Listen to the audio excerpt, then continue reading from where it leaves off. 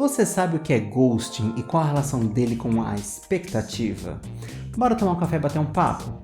Olá, eu sou o Rodrigo César e você está no meu canal. Oh my love. Tem nada a ver com o filme. Para quem está chegando agora, bem-vindo, bem-vinda, bem-vinde. Eu sou psicólogo da abordagem da psicologia analítica fundada por Carl Gustav Jung, um psiquiatra suíço. E a gente vai falar sobre ghosting, que não tem nada a ver com o filme Ghost, Outro Lado da Vida, embora também esteja falando de fantasma. Mas antes de mais nada, eu quero pedir para você se inscrever no canal porque a gente está querendo bater a meta de 1000 inscritos e sua inscrição é muito importante. E se você curtiu o vídeo, deixa seu like e também comenta aqui embaixo o que você quiser sobre o vídeo. E também aproveita para mandar esse vídeo para alguém caso faça sentido para essa pessoa para quem você quer mandar. Bom, ghosting vem do inglês fantasma, ou seja, é uma expressão que as pessoas estão utilizando hoje em dia para falar sobre o sumiço que algumas pessoas dão nas outras. Calma, não é dão nas outras, as pessoas dão para outras. O sumiço que dá nas outras pessoas é uma coisa, o sumiço que dá para outra é outra coisa, não é verdade? Enfim.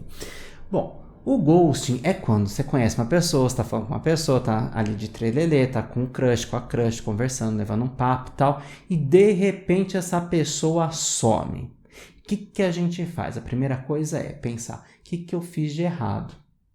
Não é uma coisa assim, a gente tem uma tendência a puxar pra gente algo que a gente fez de errado. Às vezes a gente faz uma coisa que não é muito legal, muito adequada e tudo mais. Mas se a gente vai conversar com um amigo, com a amiga, qual que é a primeira coisa que o amigo fala? Muitas vezes. Vou fazer um recorte aqui, uma generalização, tá? Esse vídeo vai passar por algumas generalizações e toda generalização não é uma coisa muito adequada, mas aqui a gente precisa seguir adiante pra gente bater um papo aqui gostoso a respeito do tema. O que o amigo ou amiga fala? Tá vendo? Você fez isso, você fez aquilo, você expressou demais o seu sentimento, você expressou demais não sei o que, você falou não sei o que não devia, que não sei o que, não sei o que. Vem aquela carga toda, como se a gente tivesse que ter um código de conduta pré-definido e seguir aquilo à risca, porque qualquer coisa que a gente sai, uma vírgula que a gente sai fora do script, poxa, por isso que a pessoa foi embora. E de repente a pessoa só não lida bem com as emoções. Ou muitas vezes a pessoa não sabe dizer tchau ou não quero. E o que a pessoa faz? Vai embora, some, bloqueia, muda de número de telefone, né? Porque às vezes a pessoa não consegue colocar um fim naquela relação e age dessa maneira. E aí é uma questão da pessoa, né? Do meu ponto de vista é uma questão da pessoa que a pessoa não conseguiu lidar com a situação e não sabe lidar com o término, com o afastamento. A gente também não pode esquecer que algumas pessoas têm medo de se relacionar, tem algum trauma, tem alguma questão, uma dificuldade em se relacionar e acabam se afastando. E aí a gente gera o quê? Uma expectativa.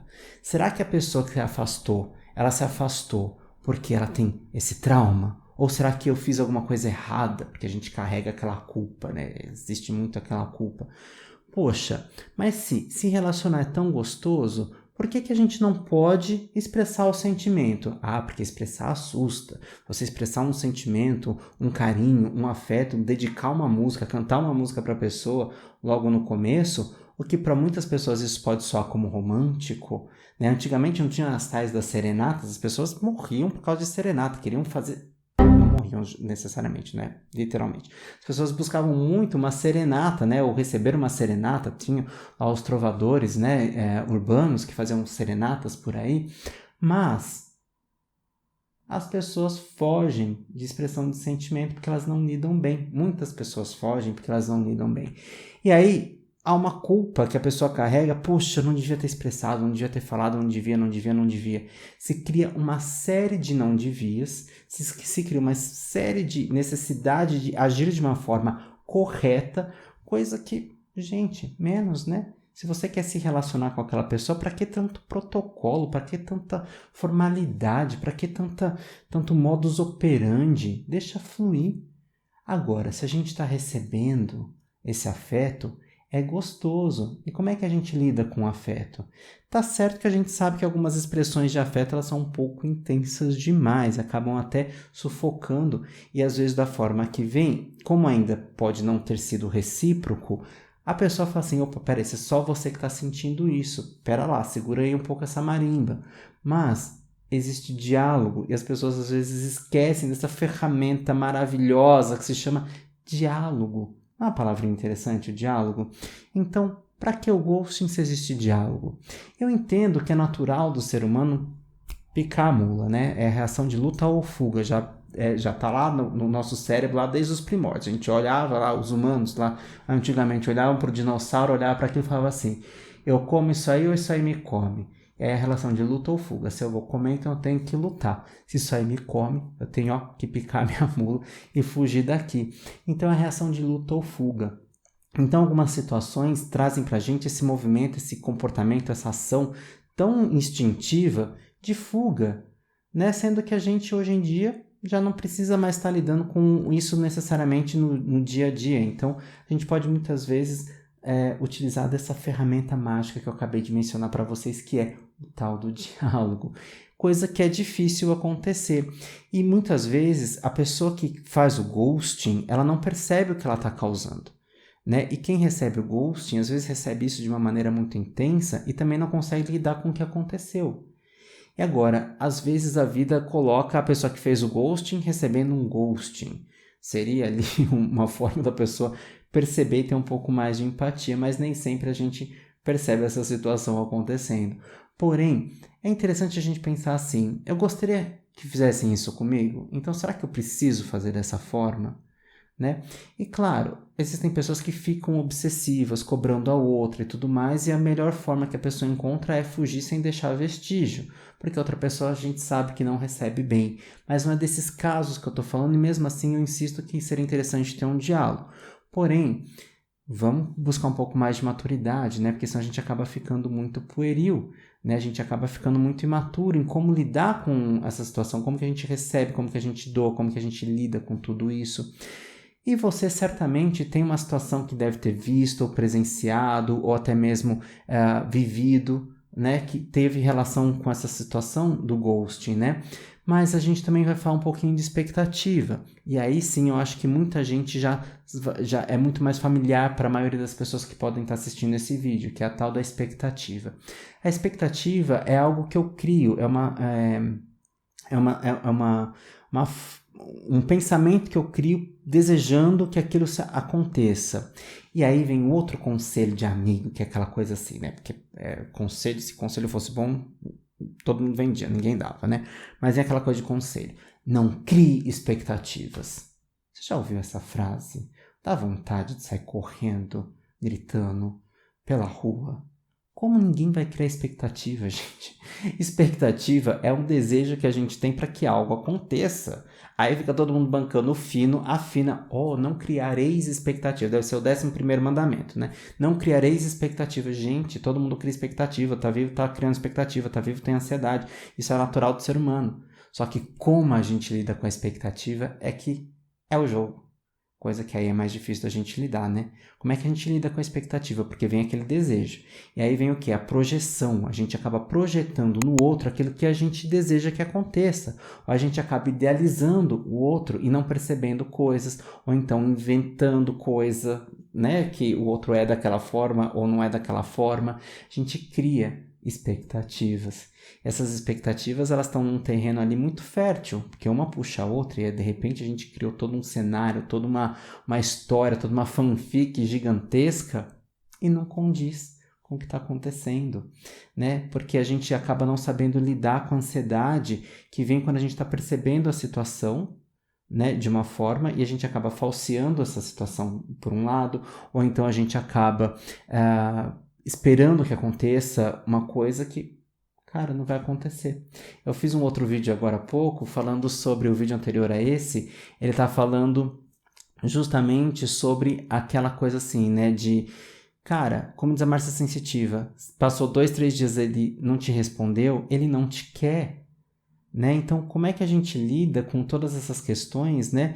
de amor não correspondido, de alma gêmea, que a gente cismou que é alma gêmea, existindo ou não existindo alma gêmea, não é essa a questão, mas às vezes a gente acaba agindo de uma forma achando, poxa, essa é a pessoa, e não é recíproco.